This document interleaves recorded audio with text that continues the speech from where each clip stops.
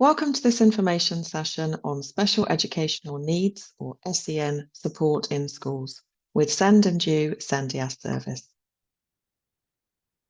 This session is aimed at parents and carers to help them understand more about the expected processes for identifying and meeting the needs of children and young people with SEN and/or disabilities in schools, to feel more confident in engaging in conversations about their child's needs and knowing where to go for further information or support.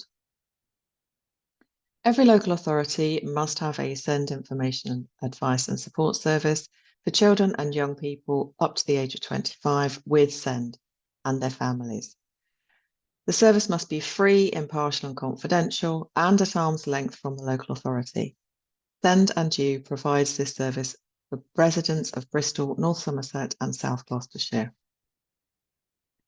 In order to understand when schools are required to put in additional support, it's good to understand some key definitions to begin with.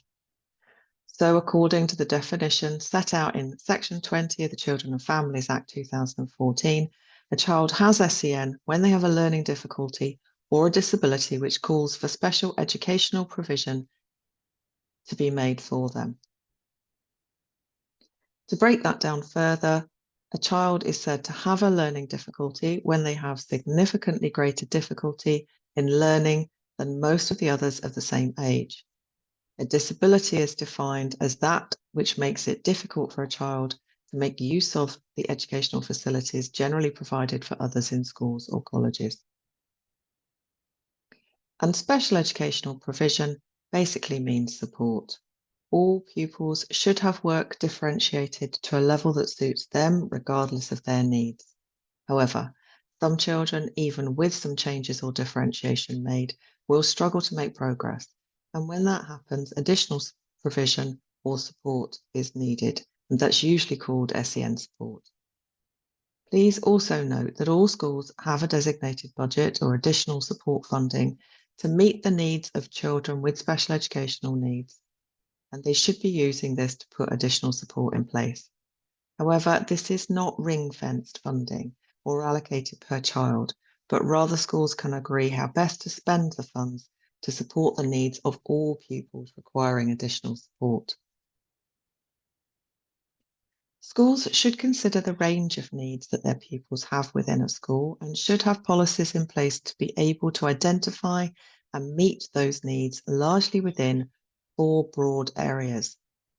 The Code of Practice describes these as communication and interaction, cognition and learning, social, emotional and mental health, and sensory and/or physical.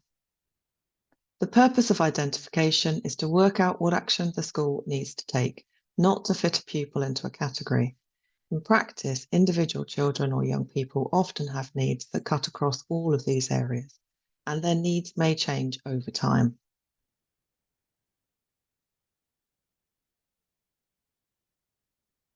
There are some general duties that the Children and Families Act sets out for all schools, with the exception of independent or private schools.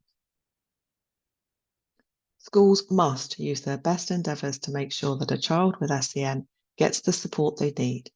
They must be inclusive and educating children with SEN alongside all other pupils, and they must have a designated SEND coordinator or SENCO. Parents should, in the first instance, raise any concerns about their child's learning with the class teacher, but can also speak to the SENCO. Schools must also publish an SEN information report on their website, which should explain the systems in place to identify, monitor, and support children with any additional needs. It's a good idea for parents to make themselves familiar with the school's SEN information report and any other SEN policies that they have, which should be available on the website. These can help to guide conversations about how the school can meet a child's needs. Where a school has identified that a child has SEN, it should be recorded on the school records. Schools must inform parents that special educational provision or SEN support is being made, must provide an annual progress report, and meet with parents regularly, ideally 3 times a year, to consider progress towards individual outcomes. The Children and Families Act identifies a particular process called the graduated approach that schools should adopt when a pupil is identified as having SEN. Schools should take action to remove barriers to learning and put effective special educational provision in place. This is done by using a 4-part ongoing cycle called Assess, Plan, Do, Review. The first step is to assess the child's needs.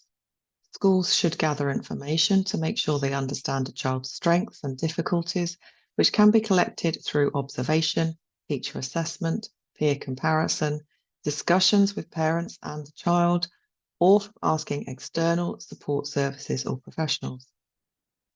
Often schools will routinely conduct baseline assessments at the start and ends of terms to gauge the progress of children's learning. But when assessing a child who may have additional needs, schools should draw on a wider network of assessments and observations. Once any needs have been identified, a plan should be devised between home and school to help meet those needs. The plan may be called an SEN passport, an individual education plan, or a SEN support plan, or something else. But regardless of what it's called, there are key things which should be included. It should consider the child's identified needs, agree appropriate SMART outcomes so it is clear when progress has been made, and describe the support needed for them to achieve these outcomes. Step 3 is to carry out the plan or deliver the support. The type of provision needed will depend on the needs of the child. So, if we think about the 4 broad areas of need, a child who has social, emotional, and mental health needs may require intervention from a mental health support team, for example, or they may need a card to leave lessons 5 minutes early to avoid large crowds, or they may need to wear noise-cancelling headphones at lunchtimes. So it will depend on the area of need of the child and what individual support is appropriate for them. And finally, the plan should be regularly reviewed, ideally 3 times a year, in conjunction with parents and the child or young person where appropriate. The review should consider the effectiveness of the support and the impact on the child or young person's progress. They should consider any evidence, discuss whether outcomes have been met, and plan next steps.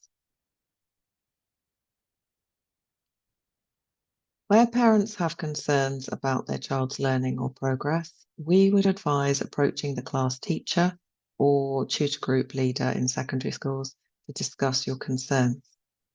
Where possible, try to do this as early as you can and build positive relations with the school. In preparing for a meeting with the school, parents may wish to consider the points they wish to raise and prepare questions in advance. Consider any views the child has, their strengths and perceived difficulties, what has been working well for them and what not so well. And any external reports or letters from other educational settings or health professionals that can help the school to better understand the difficulties a child may be facing should be shared with the school. If a friend or a family member is able to go with parents, take notes at a meeting, this can support them to be able to focus on the conversation, and they can also then keep a record of what was agreed.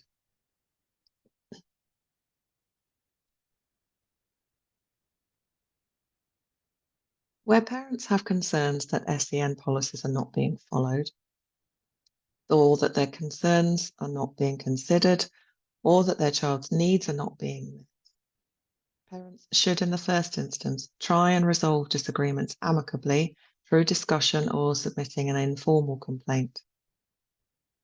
If these steps do not resolve matters, parents may wish to make a more formal complaint to the head teacher. Where this happens, we would advise being clear about the concern and the impact it's having on the child. referring to relevant school policies where parents do not feel that these are being applied, stating what action has been taken already, but what is as yet unresolved, and what the preferred outcome would be. Sometimes a child may not be able to access full-time education due to their health or mental health reasons. Anxiety could be one of those reasons. It is worth noting that the graduated approach outlined in this presentation is still valid and should be followed by schools to identify the barriers a child is facing in accessing school. Parents should try and engage with the school at the first signs of concern to establish the child's individual needs and put a plan together that both home and school support and work towards reintegration back into school at a pace that's achievable. The child's views will be very important in understanding what may or may not work for them. Parents can refer to our comprehensive emotionally based school avoidance resource on our website, which sets out the law and government expectations on schools and includes a checklist for parents to work through. Parents should also consider that where a child continues to make less than expected progress, despite the best efforts of the school, they can ask school to consider making a referral to a specialist or support services. Depending on the needs of the child or their particular barriers to accessing education, schools can refer to education psychologists, mental health services or specialists, vision and hearing specialist teachers, or other therapists. And finally, each local authority must set out on their local offer what they expect schools to be providing for children and young people with special educational needs. You can find these links on the Bristol, North Somerset and South Gloucestershire local offers. We hope that this information session helps you to understand the processes schools are expected to adopt, but if you have further questions, please contact us in the first instance using our contact form, which you can find on our website. Thank you.